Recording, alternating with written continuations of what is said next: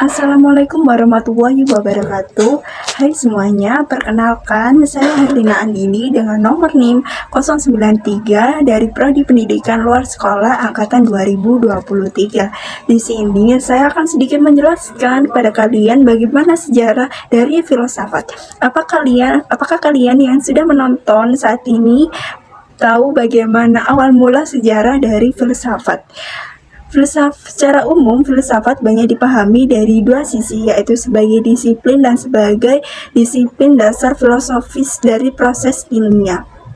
Seperti sains sebagai suatu disiplin, filsafat sains adalah bagian filsafat yang membicarakan suatu pokok tertentu, yaitu ilmu pengetahuan dan sudah memiliki sifat-sifat karakter hampir sama dengan filsafat pada umumnya.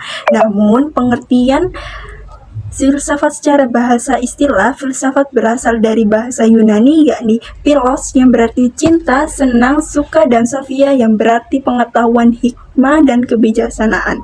Jadi filosofi berarti cinta pengetahuan. Filsafat merupakan kesatuan dari ilmu yang terdiri atas beberapa lingkup masalah, lingkungan, masalah keadaan, metafisika, manusia, alam, dan lainnya. Sejarah filsafat pertama kali adalah era Yunani purbakala atau filsafat alam, zaman keemasan yang kedua. Kemudian kami lanjutkan dengan bagian ketiga. Episode tersebut adalah abad pertengahan selama filsafat Islam, suatu jangka waktu kekristenan, kemudian masuk pada era filsafat modern, dilanjutkan lagi dengan era baru.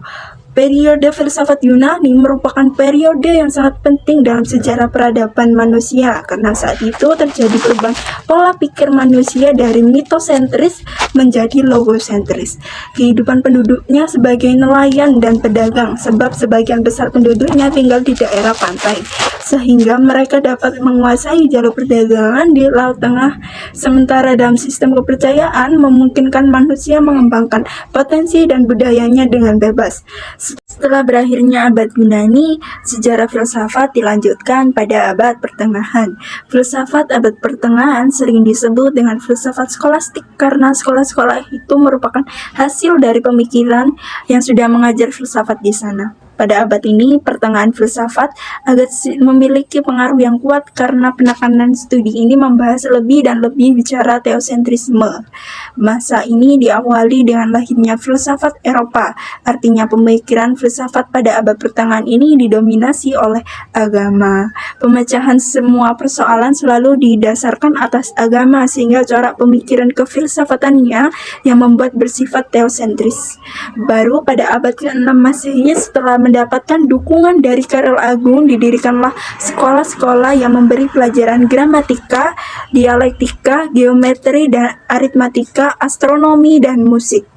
Keadaan tersebut akan mendorong perkembangan pemikiran filsafat pada abad ke-13 yang ditandai dengan berdirinya universitas dan ordo-ordo. Kemudian perkembangan dari sejarah filsafat akan masuk pada masa abad modern. Pada masa abad modern ini, pemikiran filsafat berhasil menempatkan manusia pada tempat yang sentral dalam pandangan kehidupan, sehingga corak pemikirannya antroposentris, yaitu pemikiran filsafat mendasarkan pada akal pikir dan pengalaman. Sebelumnya telah dikemukakan bahwa munculnya Renaissance dan humanisme sebagai awal masa abad modern, di mana para ahli filsuf menjadi pelopor perkembangan filsafat. Tidak berakhir di abad modern, perkembangan sejarah filsafat masuk pada abad filsafat dewasa ini atau filsafat abad ke-20. Juga disebut sebagai filsafat kontemporer, yang merupakan ciri khas pemikiran filsafat adalah desentralisasi manusia, karena pemikiran filsafat abad ini memberikan perhatian yang khusus pada bidang-bidang dan etika sosial. Dalam bidang bahasa terdapat pokok-pokok masalah arti kata dan arti pernyataan-pernyataan masalah. Ini muncul karena realitas saat ini banyak bermunculan berbagai istilah di mana cara pemakaiannya sering tidak dipikirkan secara mendalam, sehingga menimbulkan tafsir yang berbeda bermakna ganda. Oleh karena itu, timbullah filsafat analitika yang di dalamnya membahas tentang cara berpikir untuk mengatur pemakaian kata-kata istilah yang menimbulkan kerancauan karena berbahasa sebagai objek terpenting dalam pemikiran filsafat. Para ahli pikir menyebut sebagai logosentris. Baik, apakah penjelasan secara filsafat dari saya bisa diterima oleh penonton video ini? Namun, dari penjelasan yang sudah saya sampaikan, kalian mungkin bertanya, apa sih manfaat untuk kita dalam belajar filsafat ini? Dengan belajar filsafat pada umumnya menjadikan manusia lebih bijaksana.